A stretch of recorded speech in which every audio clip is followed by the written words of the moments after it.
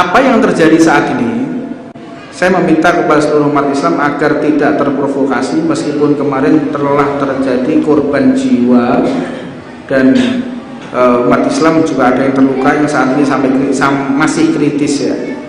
Semua itu hanya ingin mengacaukan kerukunan antar umat beragama, supaya umat beragama tidak rukun, supaya Indonesia ini gak maju-maju.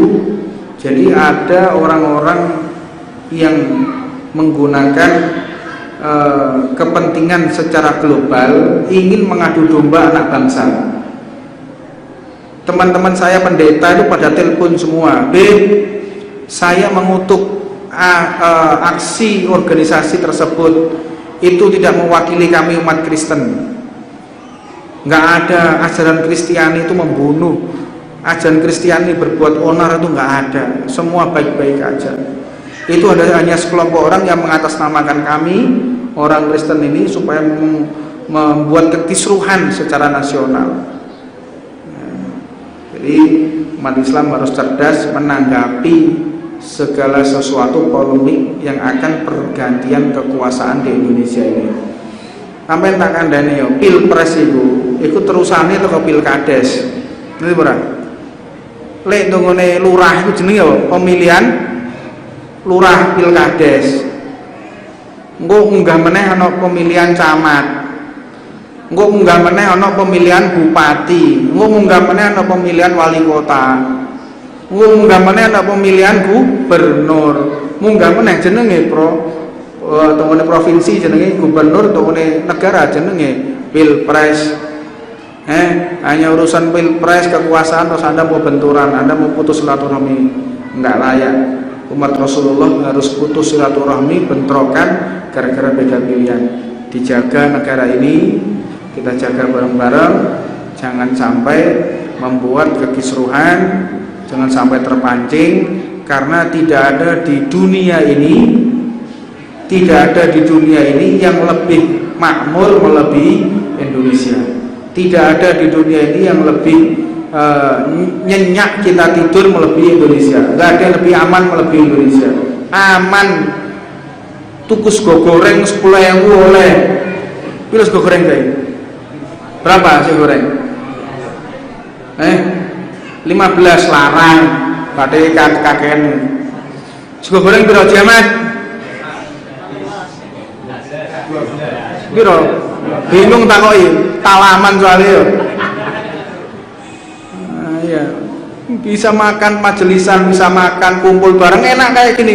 Sampai ojo melok ruwet. Oh iya, kita harus nglawan, kita wis ana sing ngurusi dhewe-dhewe nang bagiane dhewe-dhewe. Kecuali kalau organisasi tersebut tidak segera ditangani oleh aparatur, itu berbeda cerita ya. Ini bisa saya sampaikan, mudah-mudahan ada manfaatnya untuk kita semuanya dan kita tetap di bawah akidah Ahlussunnah wal Jamaah An-Nahdhiyah. Insyaallah kita wafat dalam keadaan husnul khatimah. Rabbana atina fid dunya hasanah wa fil akhirati hasanah wa qina adzabannar. Wa 'ala man wa sayyidi al-karim bin hafid wa 'ala qulubi zaman wa 'ala masyayikh hadratin nabi Muhammad sallallahu alaihi wasallam. Al-Fatihah.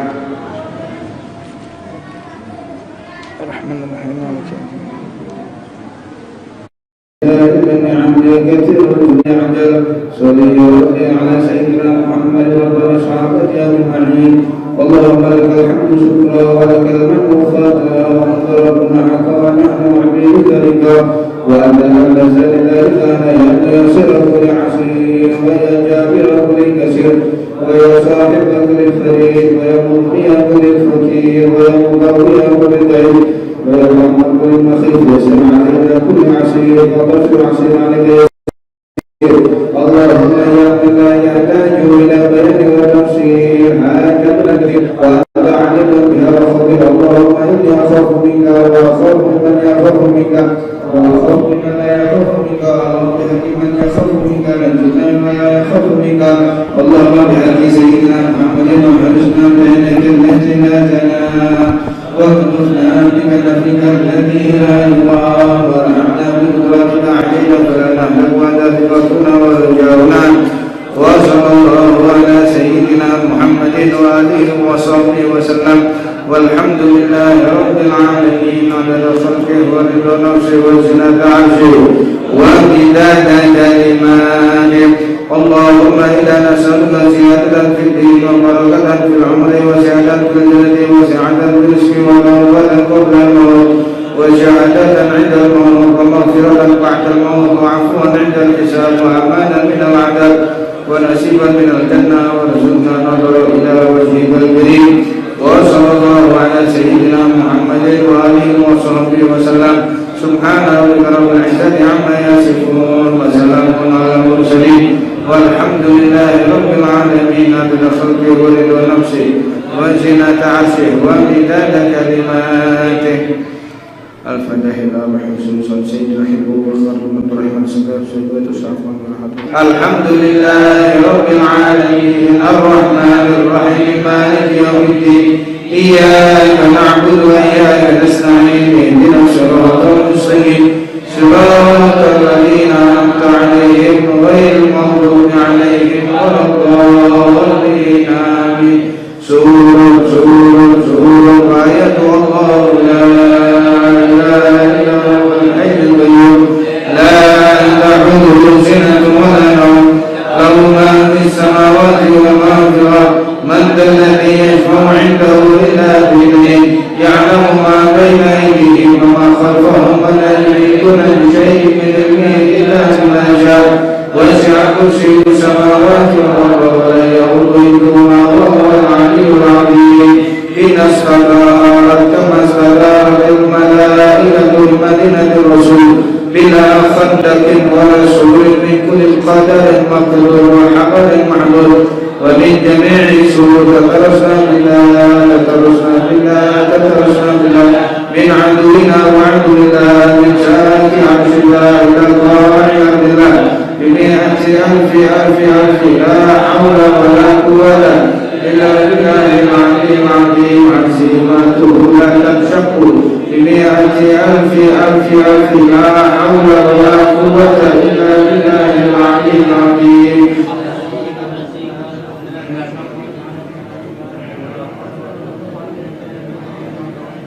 عزيمته لا تنشق بمئة ألف لا حول ولا قوة إلى بالله العلي العظيم اللهم إن أحد أرادني بسوء من الجن والإنس والوحوش وعلى سيدنا محمد وعلى آله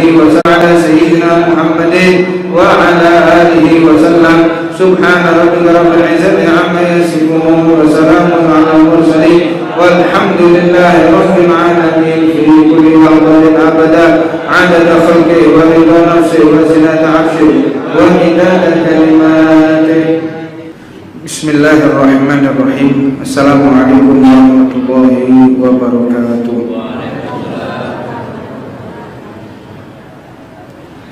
الحمد لله رب العالمين وبه نستعين على أمور الدنيا والدين وصلى الله وسلم على سيدنا ومولانا alhamdulillah kita bersyukur kepada Allah yang telah memuliakan kita dengan Nabi Muhammad. Maka tiada lain untuk memuliakan diri dunia sampai kelak di akhirat, mulia di kehidupan kita, wafat dalam keadaan mulia dan dibangkitkan bersama orang-orang mulia. Tiada lain satu-satunya cara yaitu mengikuti secara totalitas apa yang telah diajarkan oleh baginda Sayyidina Muhammad sallallahu alaihi wasallam. Untuknya diajarkan dalam kitab Risalatul Jami'ah ini bahwa titik pandang Allah itu adalah hati. Untuk dalam kitab ini untuk masalah bab akhlaknya hati. Di samping kita harus meneladani secara sempurna tidak tanduk Rasulullah, maka hati kita pun harus berakhlak. Hati kita juga harus taat kepada Allah, harus bersih. Mengatakan di antaranya orang yang hatinya kotor itu apabila wa tasghir lima a'dhamallah, mengecilkan segala sesuatu yang telah Allah besarkan. Kita kemarin membahas masalah taat, maksiat, kemudian saat ini kita membaca masalah Al-Qur'anin. Termasuk manakala kita tidak memuliakan Al-Qur'an, maka khawatir kita tidak akan mendapatkan syafaat Al-Qur'an dan hidup kita akan sia-sia, mati sia-sia, dibangkitkan bersama orang-orang yang disia-siakan oleh Allah. Na'udzubillah min dzalik. Makanya ada kisah namanya itu Sayyidatina Asma binti Abu Bakar. Sayyidina Asma binti Abu Bakar itu beliau punya putra namanya Sayyidina Abdullah bin Zubair. Abahnya namanya Zubair bin Awam. Ya. Beliau adalah pasangan mujahid dan mujahidah, pasangan para pejuang Rasulullah. Abahnya seorang mujahid, ibunya seorang mujahidah. Lahirlah anak yang namanya Abdullah. Dan Abdullah ini beliau begitu memuliakan Al-Quran sampai-sampai ketika beliau menjadi khalifah memberikan tugas khusus untuk para pengawalnya, para tentaranya, apabila ada orang yang lagi khatmul Quran, wajib engkau memanggilku, aku akan segera mendampinginya. Setiap ada orang yang mau khatmul Quran, beliau langsung turun dari kantornya menuju ke Masjidil Haram. Jadi seluruh Masjidil Haram, komplek Masjidil Haram itu semua diawasinya lagi baca Quran. Setiap orang mau khatmul Quran, Sayyidina Abdullah bin Zubair turun lalu duduk di sampingnya. Untuk apa? Mengambil barokah daripada orang yang khatmul Quran. Alias beliau ini begitu mengagungkan Al-Quran. Padahal beliau adalah orang yang penuh barokah. Orang yang penuh barokah, bagaimana tidak barokah? Ibu beliau itu adalah Sayyidina Asma, Sayyidatina Asma binti Abu Bakar, putri daripada Sayyidina Abu Bakar. Sayyidina Asma ini dilakopi atau dijuluki dengan Dzitun Nataqain, dengan dua helai kain. Beliau dijuluki dengan sang pemilik dua helai kain. Dua helai kain ini yang dimaksud adalah satu helai kain untuk mengikat makanan dan helai kain yang lain untuk mengikat perutnya. Dijuluki dengan sang pemilik dua helai. Kenapa bisa terjadi? Pada saat Rasulullah dikejar oleh orang kafir Quraisy, beliau bersembunyi di gua Thur. Ketika beliau bersembunyi di situ, kisahnya sudah tidak asing bagi kita. Ketika Rasulullah bersembunyi di situ, maka beliau menginap selama 3 hari 3 malam. Dan 3 hari 3 malam itu beliau butuh makanan. Siapa yang mengirim makanan? Yang mengirim makanan adalah Sayyidatina Asma. Dan ini pernah dilakukan oleh Habib Umar bin Hafid radhiyallahu ta'ala anhu bersama para santrinya. Intinya napak tilas.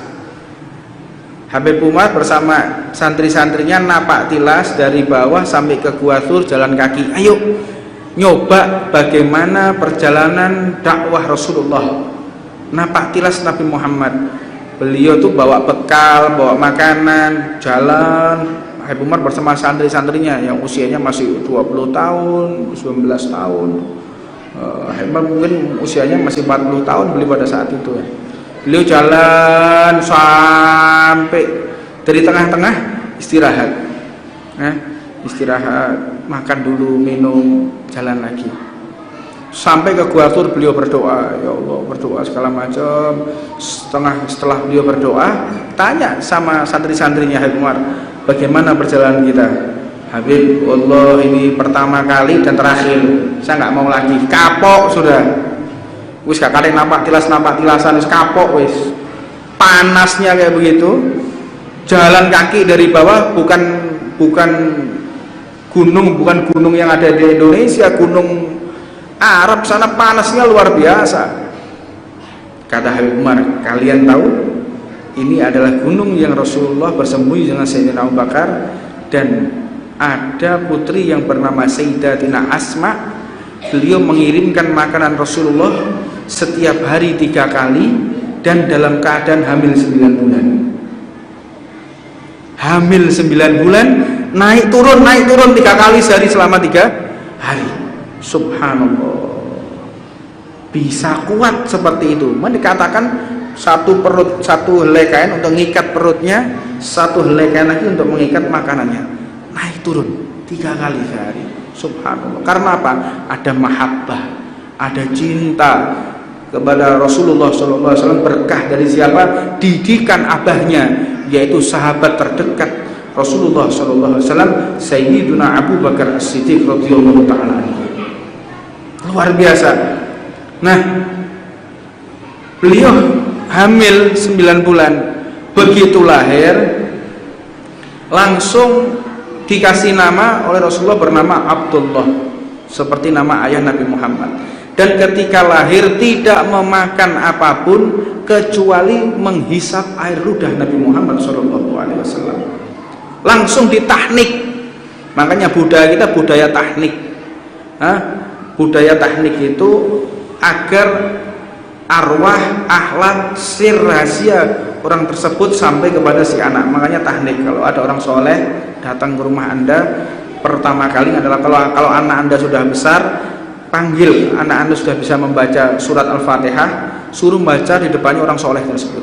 Panggil anak kita.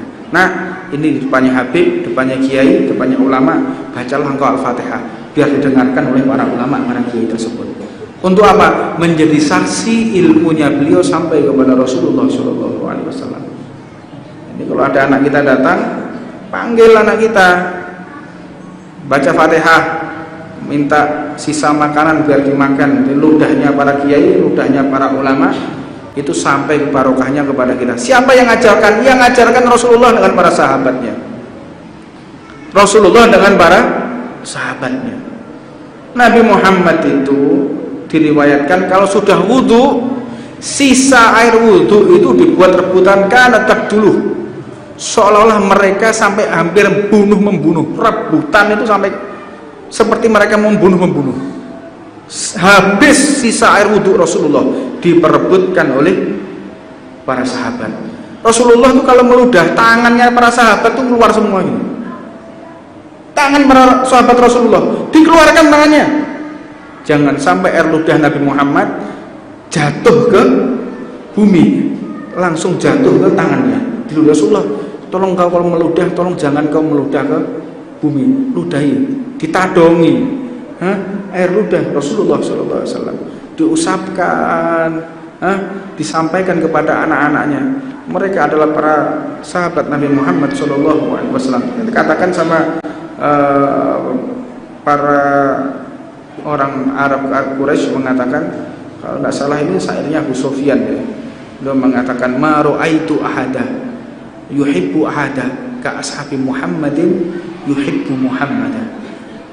Au ma ra'aitu ahada yu'azzimu ahada ka ashabi Muhammadin yu'azzimu Muhammadan. Aku seumur hidup belum tahu orang mengagungkan seseorang seperti para sahabat mengagungkan Nabi Muhammad, dan aku pun belum pernah tahu orang mencintai orang lain seperti para sahabat mencintai Nabi Muhammad sallallahu alaihi wa ala alihi wasallam. Mereka adalah orang yang benar-benar mengerti bagaimana mahalnya nilai Al-Quran. Sayyidina Abdullah itu adalah orang yang paling banyak meriwayatkan wajah Nabi Muhammad. Sahabat itu kalau bertemu Rasulullah nunduk semua, nggak ada yang bisa meriwayatkan detail wajah Nabi Muhammad kecuali Sayyidina Abdullah bin Zubair. Pada saat itu beliau masih kecil, masih belum balik, usia 9 tahun, 10 tahun. Setelah itu Rasulullah wafat. Jadi anak kecil melihat Rasulullah masih bisa memantengi, tapi kalau sahabatnya udah nggak bisa lagi melihat karena kewibawaan Nabi besar Muhammad Sallallahu Alaihi Wasallam. Jadi riwayat Rasulullah itu banyak diceritakan oleh Sayyidina Abdullah bin Zubair. Subhanallah. Dan beliau mengatakan kalau ada orang yang khatmul Quran, tolong kabari aku. Aku ingin ada di sampingnya, aku ingin bersamanya. Karena orang yang bersama orang yang khatmul Quran, dia akan mendapatkan kemuliaan dari Allah Subhanahu wa taala, minimal dapat daripada syafaat Al-Quran ketika nanti di akhirat. Au ilmin, Anda juga harus mengagungkan apa yang diagungkan oleh Allah, yaitu ilmu. Maka dikatakan la turfa auliya Allahu minal jahilan. Allah itu tidak akan memilih walinya dari sekelompok orang yang jahil. Nggak ada wali yang bodoh, itu nggak ada. Wali yang goblok itu nggak ada. Yani jahil fi ahkam syariah, jahil bodoh di dalam urusan agama. Artinya nggak ada seorang wali menjadi wali kalau sholatnya salah. Nggak ada wali menjadi wali kalau wudhunya salah. Oh, dia wali Allah, wudhunya benar nggak? Benar. Dia wali Allah, iya. Sholatnya benar nggak? Benar. Makanya jangan sampai kita salah di dalam wudhu dan sholat. Itu yang pertama. Awalu ma yuhassabu bil abdu as-sholah. Pertama kali yang dihisab oleh Allah adalah masalah sholat. Baru yang lain-lain. Di pertanyaan kubur pertama kali itu man rabbuka, man nabiyuka, man kiblatuka, man kitabuka, itu gampang kita jawab manakala sholat kita terpenuhi dengan tepat. Jadi nggak mungkin orang itu bisa menjawab pertanyaan kubur Anda hafalkan sampai apa di luar kepala loh. Di luar kepala berarti ya nggak hafal ya, jadi dalam kepala ya. Hafal di luar kepala berarti Anda nggak hafal ya. Oh, saya sudah hafal di luar kepala, nggak ada hafal sampai ngelontok ya. Nggak mungkin bisa jawab. Teringat saya waktu hafalan Nadom Alfiyah, Nadom Zubat, waktu ngafalkan kitab Yaqutun Nafis, Muqaddimah Hadroniyah dulu waktu di pondok itu. Kalau sudah yang nanya Habib Jamal, hafalan hilang semua saya. Tapi kalau yang nanya itu ustadz beliau yang dari pondok, yang nanya saya, apal lah, guyang guyu ya, apal deh guyang guyu. Begitu Habib Jamal ditakok, Ikram, ayo, sampai mana itu? Delong, so yang apal sulang kabeh. Ini baru ketemu Habib Jamal, belum ketemu malaikat Munkar Nakir sampean. Munkar Nakir di kuburan, dibengoki malaikat, wah cepot kabeh balungmu. Malaikat itu kalau datang, waduh Pak, sampai pernah Sayyidina Umar bin Khattab itu meriwayatkan, jadi Sayyidina Umar itu beliau memberikan syafaat kepada kita itu sebelum beliau wafat sudah memberikan syafaat. Sayyidina Umar bin Khattab itu pernah salah satu sahabat itu dimakamkan sama Sayyidina Umar, dipegang, misalnya dipegang sama Sayyidina Umar. Sayyidina Umar bisa melihat, merasakan bagaimana yang ada di dalam kuburan sahabat itu. Datang malaikat, begitu datang langsung kata Sayyidina Umar, malaikat Munkar Nakir, begini caramu menanyai umatnya Rasulullah. Begini cara menanyai umat Rasulullah. Iya, ini cara kami menanyai umat Rasulullah. Mulai hari ini sampai hari kiamat jangan sekali-kali kamu menanyai dengan cara seperti ini orang yang mengenal Nabi kami Muhammad SAW. Tak cari sampai bayang Munkar Nakir digoleki ya. Mbak Sayyidina Umar. Jangan sekali-kali seperti itu. Yang halus yang menanyai, karena mereka sudah beriman kepada Rasulullah. Mereka sudah berjuang bersama Rasulullah, dan mereka yang beriman kepada Rasulullah walau ketika mereka tidak sempat bertemu dengan Nabi Muhammad, mereka beriman kepada Rasulullah walaupun mereka nggak pernah bertemu dengan Rasulullah. Engkau jangan sekali-kali menanyai mereka dengan pertanyaan yang begitu kencang, begitu keras. Tapi khususiyah yang dimaksud adalah orang yang menegakkan sholat, orang yang menegakkan kewajiban yang telah ditentukan oleh Allah Subhanahu wa ta'ala. Anda harus mengagungkan ilmu. Ilmu terus diagungkan. Yarfa'illahu alladhina amanu minkum walladhina utul ilma darajat. Allah itu kalau ingin memuliakan hambanya bukan dikasih jabatan, bukan dikasih fasilitas, bukan dikasih hartanda. Allah itu ingin memuliakan hambanya, ingin mengangkat derajat hambanya. Hamba tersebut diberikan ilmu. Kalau ilmu tersebut dijadikan manfaat, ya Anda beruntung, karena man istada ilman wa lam yasdad huda lam yasdad minallahi illa bu'da. Barang siapa bertambah ilmunya, tidak bertambah hidayahnya, tidak bertambah petunjuknya, akan tetapi bertambah jauhnya dia dari Allah, maka Allah akan tambahkan murka. Man istada ilman wa lam yasdad huda lam yasdad minallahi illa bu'da. Bahaya itu. Orang nambah ilmu tetapi enggak nambah hikmah, enggak nambah rasa takutnya kepada Allah, enggak mulai surut rasa keduniawiannya, maka Allah akan tambahkan kebencian kepada hamba tersebut. Orang mendapatkan ilmu itu ada dua, ya bahagia, ya hati-hati. Orang kalau mendapatkan ilmu dia bahagia, ya Allah berarti aku dicintai oleh Allah, diangkat derajatku oleh Allah. Tapi lihat ilmu yang telah kita dapati, apakah ilmu tersebut kita amalkan, atau justru ilmu tersebut membuat kita semakin congkak, semakin sombong, memandang orang lain itu remeh, memandang orang lain itu kecil, atau justru ilmunya dibuat untuk debat, ilmunya digunakan untuk minteri orang, bukan minterkan orang, bukan mencerdaskan tapi untuk menipu. Ilmunya justru untuk mencari syahwat duniawinya, ilmunya membuat dia semakin gila dengan dunia, maka ilmu tersebut tergolong menjadi ilmu yang Allah berikan untuk tambah benci. Makanya Sayyidina Al-Habib Abdullah bin Muhsin Al-Attas Sahib Empang Bogor itu mengatakan al-ilmu ilmani. Ilmu itu ada dua, ada ilmu hakiki, al-awalan ilmu hakiki, thanian ilmu yakni ilmu suri. Ilmu suri, ilmu yang cuman karakternya aja. Jadi ilmu, ada ilmu yang kita tambahkan. Apa sih ilmu itu? Khasyah indallah. Ilmu itu adalah rasa takut kita kepada Allah. Ilmu maksudnya. Apabila rasa takut kita kepada Allah bertambah, rasa cinta kita kepada orang lain itu bertambah, belas kasih kita kepada orang lain itu bertambah, maka ilmu Anda sudah benar. Yang paling nggak masuk akal lagi kemarin itu Habib Umar bin Hafid. Habib Umar bin Hafid itu ditanya seorang LGBT. Orang LGBT musuh bebuyutan saya itu memang.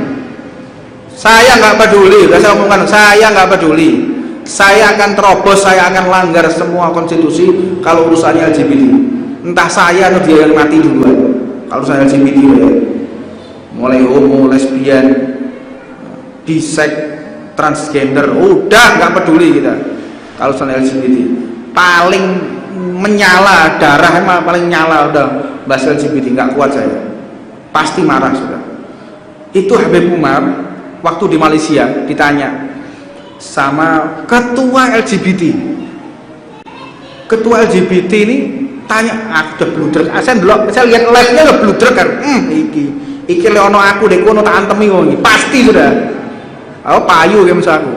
Tenan payu ya. Tak jamin mbak aku.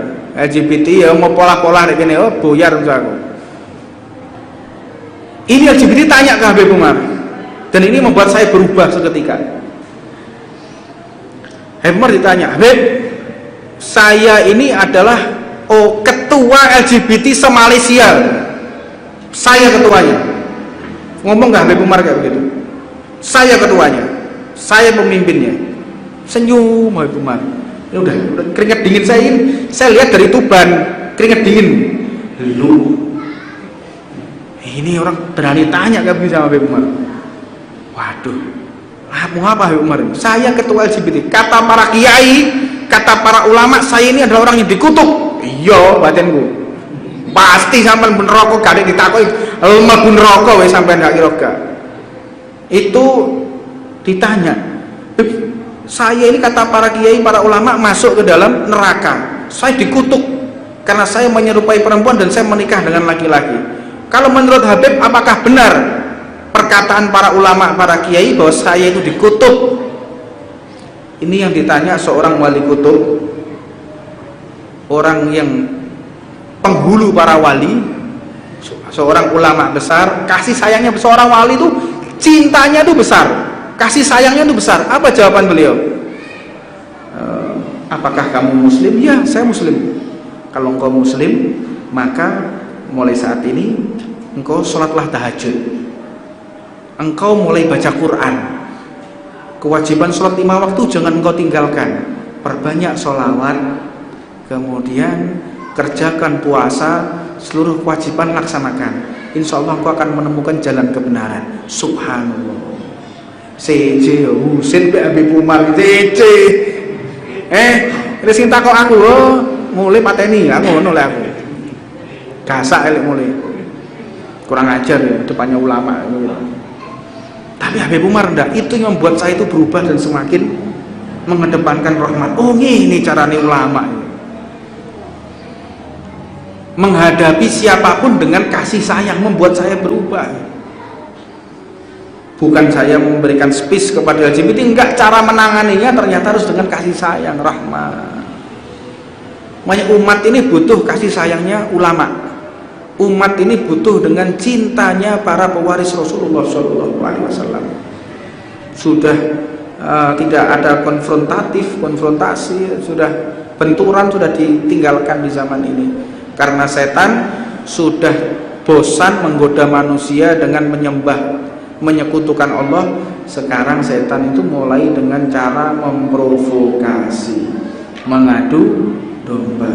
Makanya saya akan singgung sedikit tentang masalah apa yang terjadi di Indonesia beberapa hari terakhir ini,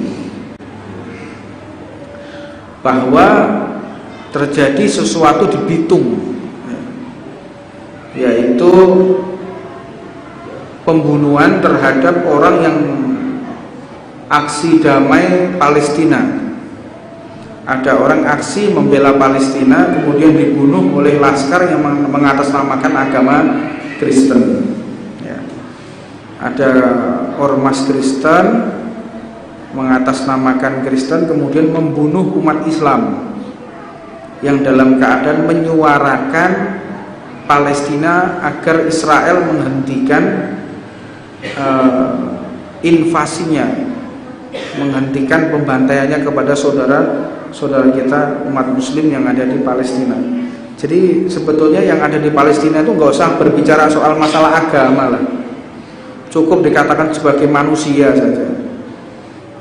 Kita membantai hewan aja nggak sampai hati. Ada hewan, ada semut, kadang kita ada semut, nyemproti semut, nyemproti semut gawe baygon, nggak tega kadang kita. Ada orang yang ada kerangkang dikai balung kemudian dibakar. Wah, nggak tega saya lihat kadang-kadang.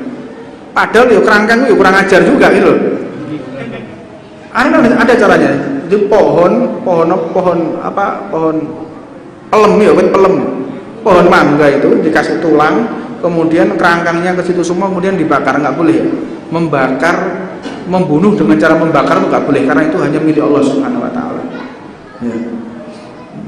Memang orang tuh harus kritis. Ini membunuh dengan cara membakar itu tidak boleh. Dan raket nyamuk ya apa Beb? Ayo raket nyamuk ya. Ini membakar loh, ini listrik loh. Ya apa? Orang popo aku dewe ngono jale ya. Mau gimana lagi, gak iso setengah mati turu gak iso diganyang penyamuk ini. Mending nek nyokot terus gigit terus pergi gak apa-apa. Wis turu angel nyamuk iki teko karo-karuan akhirnya. Terpaksa, gimana lagi cara yang paling ampuh gitu. Raket nyamuk. Itu ada yang tanya. Ada teman saya mengatakan nggak boleh, haram, ente haram ente. Bos, labi pada ngeluh ya. Ya Allah Ghafurur Rahim. Ya, memang kalau secara teoritis memang nggak boleh, karena listrik itu membakar. Gitu ya. Nah, jadi apa yang terjadi kemarin itu merupakan, saya agak pinterkan kalian ya. Ini ya, tentang pandangan politik ya. Jadi jangan percaya bahwa pertikaian yang terjadi itu karena agama, nggak ada. Ya. Mulai zaman manusia diciptakan itu tidak ada yang namanya pembunuhan, pembantaian karena agama, ras, itu nggak ada. Contohnya siapa? Qabil dan Habil, pembantaian, pembunuhan pertama. Apa sebab? Gara-gara rebutan wanita, gara-gara jodohnya Qabil, jodohnya Habil itu istri dari spermanya Nabi Adam dari surga, dan Qabil itu berada di dunia. Jadi yang satu terbuat dari sperma dunia, sperma surga karena makanan dari surga, yang kedua terbuat dari sperma yang terbuat dari makanan dunia. Beda, rumpanya itu bentuknya itu beda makanan surga sama makanan dunia. Siji mangan buah, siji mangan sampah, beda kualitasnya, beda bentuknya, beda kecantikannya, beda. Iri, dihasut oleh setan, pembunuhan pertama kali. Apa sebab? Gara-gara wanita. Terus kemudian Nabi Isa alaihissalatu wassalam sampai dikhianati oleh muridnya yang bernama Judas Iskariot. Apa sebab? Karena harta. Oleh Raja Romawi dihasut, dibocorkan ke Raja Romawi persembunyian Nabi Isa oleh Judas. Akhirnya oleh Allah Subhanahu wa taala dirubah wajah Judas jadi wajahnya Nabi Isa. Sedangkan Nabi Isa diangkat ke langit oleh Allah Subhanahu wa taala. Sampai hari ini beliau masih hidup. Nabi Isa tidak pernah mati, masih hidup. Nah, yang ketiga, saat ini kita menjadi saksinya, ketika Amerika perang dengan Irak, lapangan tempurnya itu berada di Arab Saudi. Lapangan tempurnya Amerika itu parkirnya di Arab Saudi. Apakah karena agama? Tidak, kepentingan tahta. Irak konotasinya agama Islam, Arab Saudi itu Islam, Amerika itu Kristiani kebanyakan mayoritas. Tapi sebagai landasan perangnya adalah Arab Saudi untuk nyerang Irak. Jadi urusan tahta, kekuasaan. Jadi dunia ini tidak ada yang terjadi kecuali urusan harta, tahta, wanita. Wis gak ono meneh. Jadi Anda jangan percaya kalau apa yang terjadi di bumi saat ini itu urusan masalah beda agama. Nggak ada, Pak. Bahkan Rasulullah itu ketika bertempur bukan karena untuk menyebarkan agama, enggak, untuk memerangi kezaliman atau pemesanan dari rakyat yang dizalimi oleh penguasanya. Jadi peperangan Rasulullah itu bukan untuk menyebarkan agama. La ikraha fiddin. Tidak ada paksaan di dalam agama. Orang yang tertindas kemudian kita paksa masuk Islam tidak sah Islamnya. Nggak boleh. Orang yang kita bayar untuk masuk Islam, kita rayu pakai duit, sampean ke Islam pakai duit 1 juta, nggak sah Islamnya. Atau dia masuk Islam dalam keadaan dia mabuk, ya juga nggak sah. Makanya kalau ada orang masuk Islam tanya, apakah engkau masuk Islam karena apa? Karena rayuan, atau karena seseorang, atau karena apa? Saya terpengaruh oleh calon istri saya, kebanyakan seperti itu. Calon suami saya, calon istri saya seorang muslim, saya ingin masuk ke dalam Islam, kebanyakan seperti itu. Tapi itu dengan tanpa paksaan, tidak ada paksaan di dalam masuk ke dalam Islam. Nah, apa yang terjadi saat ini, saya meminta kepada seluruh umat Islam agar tidak terprovokasi, meskipun kemarin telah terjadi korban jiwa dan umat Islam juga ada yang terluka yang saat ini masih kritis ya. Semua itu hanya ingin mengacaukan kerukunan antar umat beragama, supaya umat beragama tidak rukun, supaya Indonesia ini gak maju-maju. Jadi ada orang-orang yang menggunakan kepentingan secara global ingin mengadu domba anak bangsa. Teman-teman saya pendeta itu pada telepon semua, saya mengutuk aksi organisasi tersebut, itu tidak mewakili kami umat Kristen. Nggak ada ajaran Kristiani itu membunuh, ajaran Kristiani berbuat onar itu nggak ada, semua baik-baik aja. Itu hanya sekelompok orang yang mengatasnamakan kami orang Kristen ini supaya membuat kekisruhan secara nasional. Jadi umat Islam harus cerdas menanggapi segala sesuatu polemik yang akan pergantian kekuasaan di Indonesia ini. Sampai tak kandhani yo pilpres iku terusane teko pilkades. Ngerti ora? Lek ndongone lurah iku jenenge apa? Pemilihan lurah pilkades.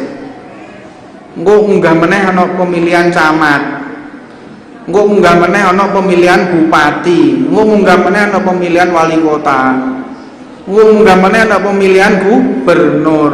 Munggah meneh jenenge tongone provinsi jenenge gubernur, tongone negara jenenge pilpres. Hanya urusan pilpres kekuasaan terus Anda mau benturan, Anda mau putus silaturahmi, enggak layak. Umat Rasulullah harus putus silaturahmi, bentrokan gara-gara beda pilihan. Dijaga negara ini, kita jaga bareng-bareng, jangan sampai membuat kekisruhan, jangan sampai terpancing, karena tidak ada di dunia ini yang lebih makmur melebihi Indonesia. Tidak ada di dunia ini yang lebih nyenyak kita tidur melebihi Indonesia. Tidak ada yang lebih aman melebihi Indonesia. Aman. Tuku sego goreng 10.000 oleh. Piro sego goreng kae? Berapa sego goreng? 15 larang. Padhe kakean. Sego goreng piro jaman? Piro? Bingung takoki, talaman soalnya yo. Iya. Bisa makan majelisan, bisa makan kumpul bareng enak kayak gini. Sampai ojo melok ruwet. Oh iya, kita harus lawan. Kita wis ana sing ngurusi dhewe-dhewe nang bagiane dhewe-dhewe. Kecuali kalau organisasi tersebut tidak segera ditangani oleh aparatur, itu berbeda cerita. Ya, ini bisa saya sampaikan. Mudah-mudahan ada manfaatnya untuk kita semuanya dan kita tetap di bawah akidah Ahlussunnah wal Jamaah an-Nahdliyah. Insyaallah kita wafat dalam keadaan husnul khatimah. Rabbana atina fid dunya hasanah wa fil akhirati hasanah wa qina adzabannar. Wa 'ala man wa sayyidi al-amr sallallahu alaihi wa ala kulli zaman wa ala masyayikh Muhammadin nabi Muhammad sallallahu alaihi wasallam.